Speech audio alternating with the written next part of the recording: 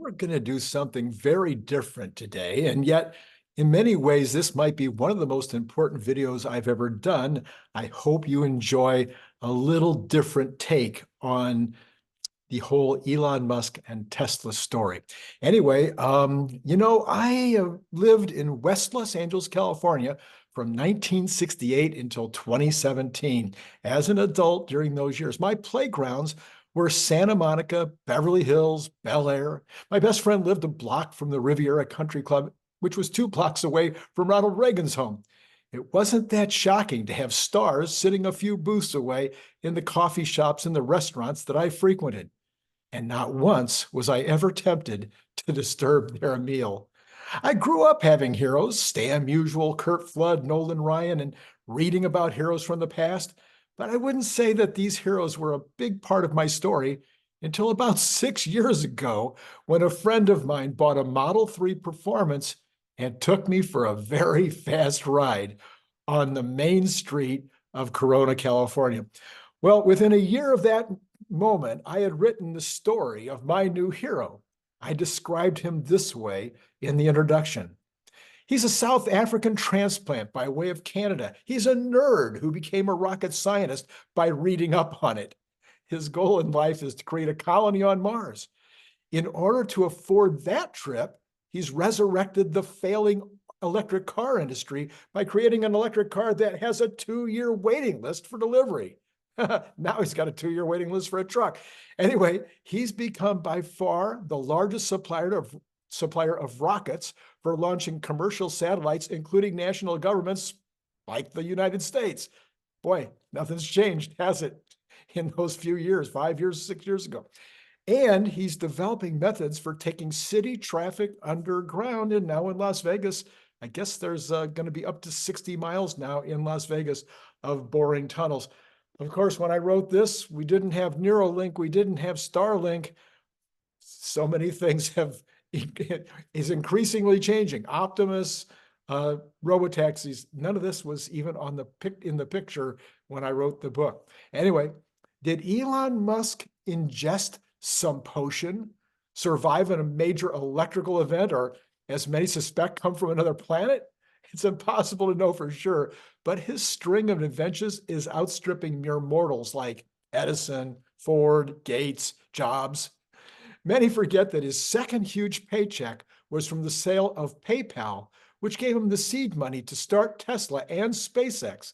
And earlier than that, he had sold us a mapping company, X.com, for $340 million. His share, $22 million before he was 30 years old. Of course, he went from that $30 million to the PayPal deal, which netted him $160 million, in which he took 110 of that, put it into, let me get it, I maybe get it backwards here. 110, I think, went into the car company, Tesla, and 50 into SpaceX, or I might have that flipped.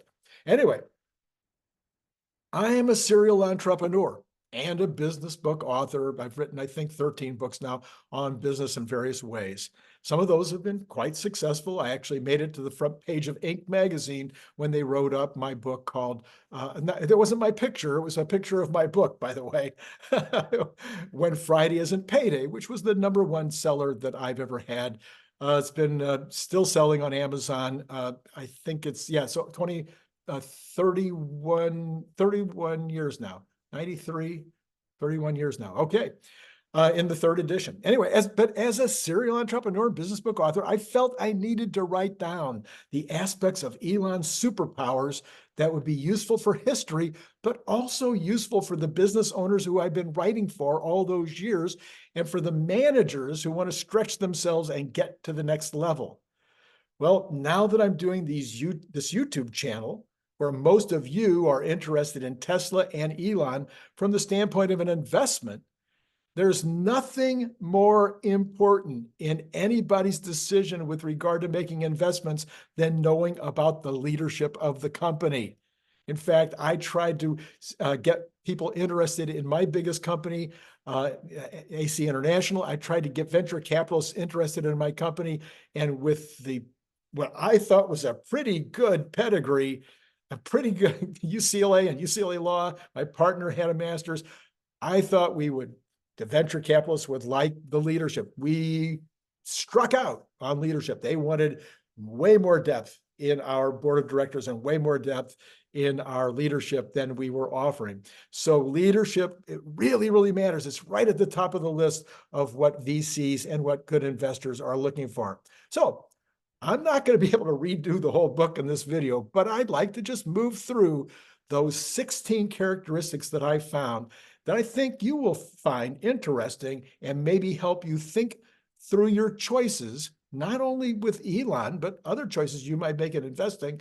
But these were the 16 things that I think Elon is maybe world class in. So it's like, okay, if you're world class in one thing, that should be enough, right?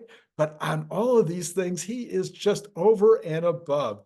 So I felt these are not necessarily in order, but kind of in order. Number one would be curiosity. And I just think it is the number one thing that anybody that wants to really be successful in life needs to have. And I feel we don't develop curiosity in our young people enough today. Elon has spoken about curiosity over and over and over again. It's really just a matter of every time you turn around and you see something, you're grabbing your phone to learn more about whatever that thing is. I can remember sitting at the beach I think we were at Newport Beach, and we're watching the pelicans. We're thinking, wow, look at those pelicans. They're so weird and so amazing. We ended up on our phones for the next 2 hours learning everything there was to know about pelicans. That's the kind of curiosity I'm talking about. And that curiosity then is associated with observation. So now you're checking out whatever it is, you're looking at those pelicans. Well, okay, what can you observe about that pelicans that might make a difference in your life or in other people's lives? How can you take what you're watching and turn it into something that could be a moneymaker or turn it into something that could be useful in terms of how you manage your life? And so you observe, you're curious, you're looking, you're always looking for that next thing that you would be interested in learning more about. Then as you're doing that, you're observing the aspects of it that you can grab a hold of and use. And again, Elon has talked a lot about that. He's talking about driving down the Santa Monica freeway. I believe it was, oh no, I think it was the San Diego freeway, the 405, the famous 405 in West Los Angeles, which I lived, like 8 blocks from for the better part of my life. And that San Diego section, that's right where I lived, and San Diego freeway section. And he's sitting there and he's curious.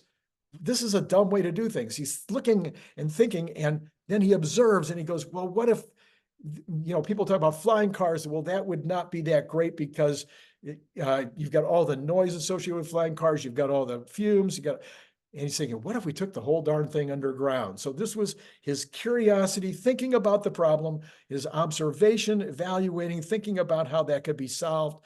And then, of course, analysis. So you take all of that, now you begin the analysis. This is where you have to start checking out the details of whether the thing is possible. And again, he's so brilliant at all three of these things. He is curious, he observes, and then he does the analysis. Is it possible to dig underground? How hard is it to dig underground? How many layers can you go underground? What kind of limiting factors do you have when you're trying to do something like that? And you start to analyze all the inputs and all the outputs, all the limitations, all the possibilities, all the costs, and you do all of this. And of course, he was famous for having done all of this with regard to his first rocket, where he is thinking, okay, I'd like to get just back into the space program. I'm so curious about what's happening in space. So what do I need to do to get the United States excited about space again? He thought maybe if he could launch one rocket to Mars and put a small plant in a self-supporting dome up on the surface of Mars, and then have a video camera that would be videotaping that small plant on Mars, that the publicity from that would get everybody excited about going back into space.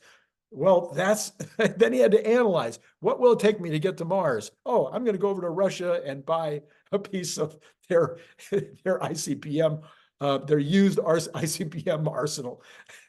Anyway, this is the way he thinks. And this is the way great entrepreneurs think. This is the way, but he thinks on the next level. All right, then there becomes this next one, which is big: expertise. I've written so many articles on becoming an expert in an hour. I believe that I can walk into, I believe that given an hour of prep time, especially today with the internet, with Google, et cetera, I believe that you give me an hour of prep time and I will walk into a meeting and I will have you convinced that I am some kind of an expert in the subject matter, some part of the subject matter that is under discussion in that room. Just tell me what the subject matter is, give me an hour, and I'll go and do that. I've done it over and over and over again. I've written articles in Locksmith, Ledger, Hardware, Age, Bicycle Dealer Showcase, Bicycle. I've written articles, I can't begin to tell you, restaurant news. I've written a whole series, 20 or 30 articles in restaurant news. I've written 2 books on real estate. You see, it's not that hard to get to the place where you can sound and look like an expert and provide kind of expert guidance and stuff. That the next level takes a little longer, but then there's yet another level, and that's the ability to become a true expert. And again, we can use the rocket story, because what happened next, he decided not to buy, well, the Russians weren't that excited about selling him a rocket. You may remember the story. They spit on his shoe. And then on the way home, he starts drawing up what he thinks it will take to build a rocket. And then he gets a friend of his on the phone, and that friend loans him his university book on rocketry.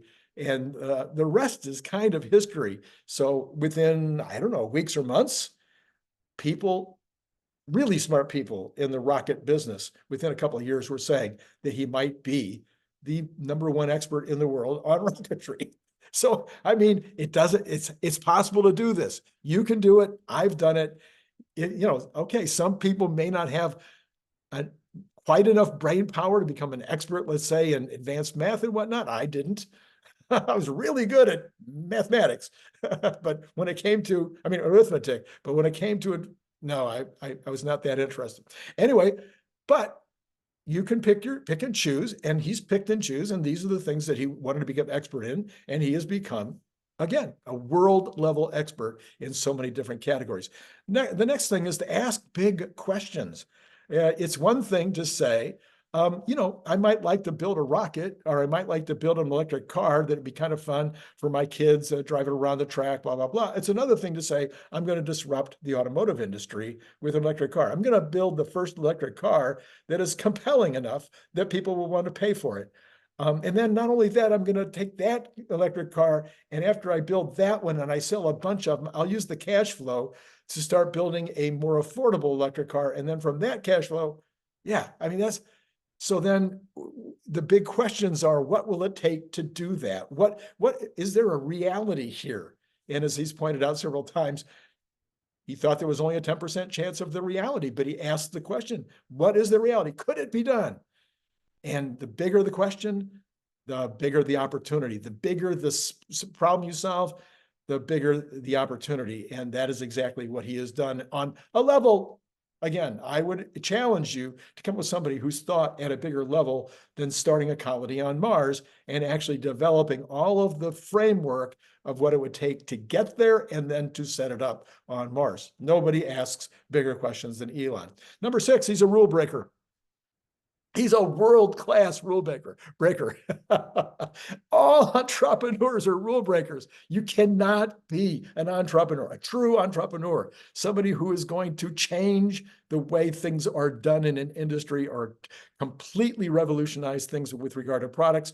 There's a lot of business people that are not entrepreneurs. That's my definition, I have to admit, because if you look up entrepreneur, it just says business owner. But the truth is there's a lot of business owners that are just great managers, and they do really well. Look at Cook, Tim Cook. He's not an entrepreneur, he's a manager. But man, he's an amazing manager. And he's managed that company up until where it's the largest, or was, some days is, the largest company on earth. But he's not an entrepreneur. An entrepreneur is what Elon does. He's inventing and creating and disrupting and breaking rules. Tim Cook is a rule follower. He's like, okay, The best way to set this up is follow these rules. The best way to do this is to do it the way people have been doing it, but do it a little bit better. No, Elon says just completely disrupt it, do it a completely new way. For example, when it comes to verticality, the way that he's doing that, the way that he's doing the disruption, the way that manufacturing is done. And we've talked about that on a lot of these videos, and we've talked about it in my books, especially in the Elon Musk mission, which we won't have time to talk about. But the mission, you know what the missions are. He's got the missions in his brain. We'll talk about that in 2 seconds. Well, actually, we'll start about, anyway, rule breaking. So rule breakers, unfortunately, there's 2 sides to that. One is you break the rules in order to create the product, the company, the industry, whatever it is. And so you're breaking the rules in order to do that. But then you end up sometimes being a little bit thin-skinned about the rules that are holding you back and keeping you from doing things. And Elon's a little bit famous for that as well. All right, so then the next one becomes leadership. And I'm going to do these 2 together. You've got leadership, and the number one thing that comes in leadership is vision. I've spent a lot of time talking about leadership, reading about leadership, reading books and books and books and books on leadership. And it always comes down to vision and communication, okay? And you got to take both of those. All that comes together. So a great leader is somebody who has people following them. And somebody said one day, you want to find out whether you're a good leader? Look back over your shoulder and see if there's anybody behind you. If there's nobody behind you, you're not a leader. Or if you are a leader, you certainly aren't providing them with something that makes them interested in following you. And so when you're a leader, you have a vision, you have something that you are so excited about, you're so enthusiastic about, you're so energetic about, that now you know you need people to help you get there. And so you need to tell them about your vision. Okay, and what does that mean? That means you've got to be able to communicate that vision. So people talk about Elon as being a lousy communicator, and the earnings calls and whatnot, he doesn't communicate very well, and he stutters, he's not, I think he's an amazing communicator, because what does he communicate? He communicates these visions in ways that people get excited about them. And that's what's important. So he gets his suppliers excited. He gets his investors excited. He gets his customers excited. He gets his employees excited. He gets everybody that he needs excited about his vision. And now they want to follow him. And so he gets the very best employees in the world. He gets suppliers that are willing to bend over backwards and do whatever's necessary in order to help him get to the vision. He gets investors that are willing to make his company now at one time the 7th largest company in the world, and by market cap, and now it's dropped to number 10. But it's just a moment, in just a few moments. It won't be that long. It'll be number 1 in the world in market cap. And that's because people are investing in him, because he has this amazing vision of what the future is going to look like and how it's going to impact your and my lives and make everybody wealthier, happier, make the world a better place to live. So that's what leadership is about, projecting that vision and being able to communicate that vision. Then next is networking. Elon has networked. Oh my gosh, it's just amazing. This is something very few people think about or know about. But if you read the books about his involvement at PayPal, if you read the books, what was that? It was called Founders, I believe. If any place you look around, Elon could just pick up the phone.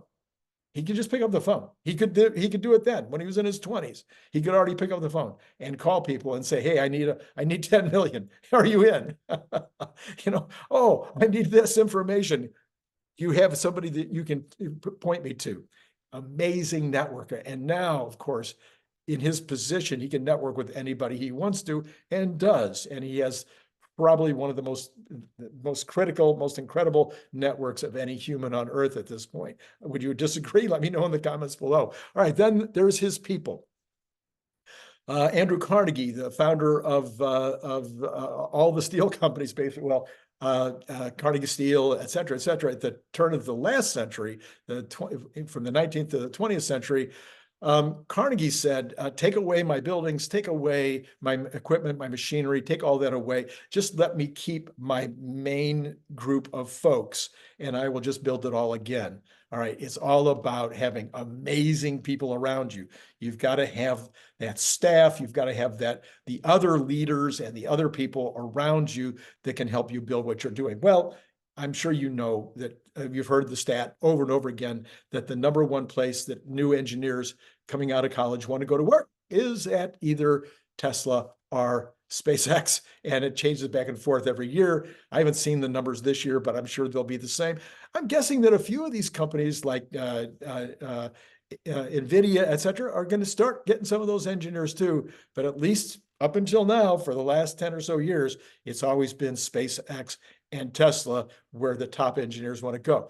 The top leaders want to go. So when he gets into a room and he feels that somebody has that capability, he's generally speaking going to be able to impress them with a vision, and he's going to get the folks that he really wants to help him go forward. So the people are incredible, and the people are allowed to do what they want to do. They're not held down by, by Elon's ego. Now, he's got an amazing ego. Got to remember what ego, with the definition of ego. Ego is not egotistical. Ego is knowing who you are and understanding your strengths and your weaknesses and not kidding yourself about either one. That's what ego is, having a clear understanding of what you're capable of and then executing on that, not being held back by fears and by things that, well, I can't do that.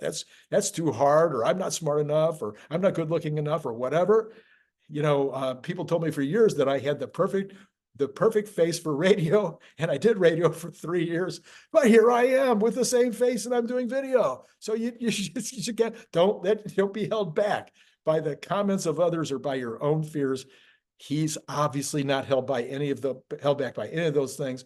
And so he's able to get the people to come to work for him, and then he's able to let them go, let them do their job, get out of their way, only get involved when there's a problem, when there's something that they believe he's needed in order to solve.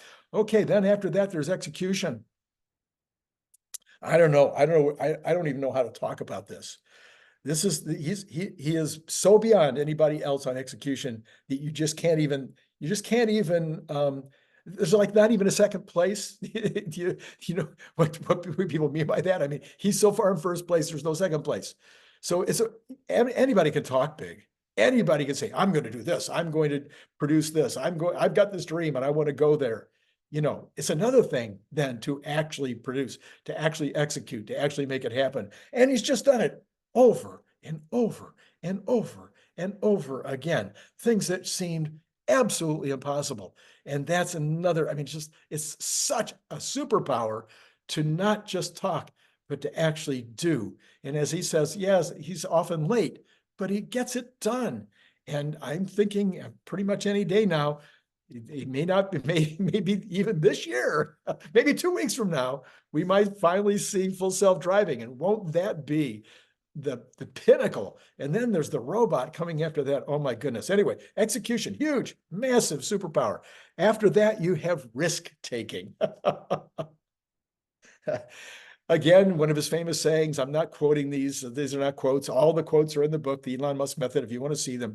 But the idea is, he says, look, take big risks in your 20s. When you're still coming out of college, or while you're still in college, or even if you don't go to college, take your big risks in your 20s and 30s while you still have time to recover. Now, he's still taking big risks in his 50s, but then he does have a few dollars in the bank. Doesn't seem to be in any danger where he'd have to rebuild the necessary things to pay his rent on his 400 square foot home. Anyway, risk taking. Again, have you seen anybody take bigger risks?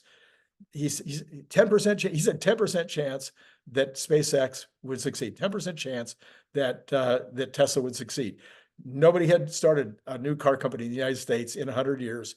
Nobody had ever started a rocket company. Really started right. There was a few people that played with it, but he started a rocket company with the intention of going to Mars. That's some risky behavior. He started a Neuralink company with the idea of implanting really, really thin threads into people's brains. I mean, these are risks on levels that nobody really, it's again, hard to find anybody who takes these kind of risks. Number 13, overcomes obstacles. We have the famous sleeping on the production floor when the Model 3, when the company was almost in bankruptcy. Overcoming obstacles is such a big part. There's another word down here, persistence. Um, Huge. I think it was Herbert Hoover. I think it was Herbert Hoover who said, you can have brains, you can have education, you can have all kinds of things going for you, but just give me persistence. Persistence is the one. That is the saying that is at the front of almost all of my books. It's one of my favorite sayings. I don't memorize anything. So I can't tell you the exact, but that's the essence of it. And Elon Musk has that. He's going to overcome those obstacles. He's overcome them. He's proven over and over again. He's going to find a way. He's going to find a way to get it done. That's the whole business of execution. He's whatever that obstacle is in his way, just, over it, under it, or through it if necessary, if that's the only way you're going to get it done. So overcoming obstacles and being absolutely persistent right to the end. What is it going to take? Okay, whatever you need me to show up, I'll show up and we'll get that done. Number 14, quality. Something that a lot of folks probably wouldn't think of in this list. Quality is huge when it comes to being this, succeeding at this level. A lot of people think they can get by with, so quality. I have to admit in my own life, that's probably been one of my problems. Yes, I have sold top of the line products, almost all the products I've sold. One of the things I've wanted to do is be at the top of the line, selling the best of its class. But I am not a detail person. And so sometimes the quality slips a little bit. And sometimes I'm not the one who's going to notice it. I'm not going to be the one that's on top of that. But I've had people around me that are the ones that can come in behind and get that done. I think Elon believes in quality A through Z. If he's going to do it, it's going to be a quality job. Does that mean that there's not going to be situations like panel gaps? We're not talking about that kind of stuff. We're talking about, I don't know, it's what my wife says about her Model Y. By far the best car she's ever owned. She feels sad for people that don't own a Model Y. It's just on another level in terms, once you own it, once you drive it, most people are going to say, I'd never, ever want to go back. This is it. It's quality. Everything about the car is quality.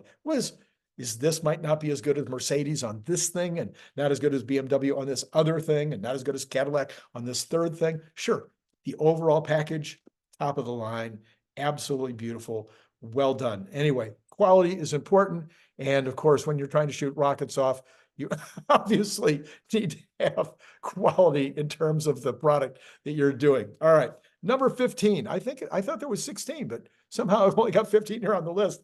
We'll find out that 16 one later. I hope it wasn't a really important one. Restlessness, passion, hard work, all in, kind of all goes together. Remember the famous story of the general who, assaulted the island. They took their boats over to the island, and then he burned the boats. And he says, well, okay, you either win this war or you don't get to go home anyway because there's no boats. So, famous saying, burn the boats. Elon is always burning the boats, always 100% in, always working relentlessly to accomplish the task. Passion on top of passion on top of passion, wanting to get to the goal, wanting to get the product made, get the service developed, get the thing done. Look at what he's doing with free speech right now. Think of what the kind of passion for freedom. You commonly see this kind of passion from somebody that lived in a world where they didn't have as much freedom, where he wanted to come to America, wanted to come to to what used to be the free state of California in order to enjoy the freedoms that were available here. He's now in Texas. Why? Because that's the free part of the United States. And it's freedom is so critical to him. And he's passionate about it.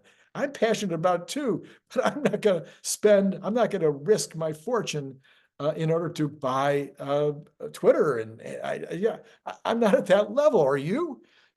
But I can be at a little lower level on all these things. I can be a little less curious.